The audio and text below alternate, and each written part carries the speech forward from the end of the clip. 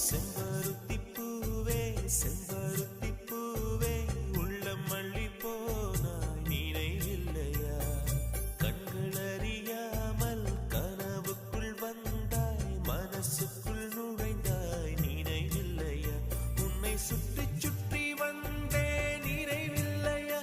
என்னை சுத்தமாக மறந்தே நினைவில்லையா அதை சொல்லத்தான் நினைக்கின்றேன் நான் சொல்லாமல் தவிக்கின்றேன் செம்பருத்தி பூவே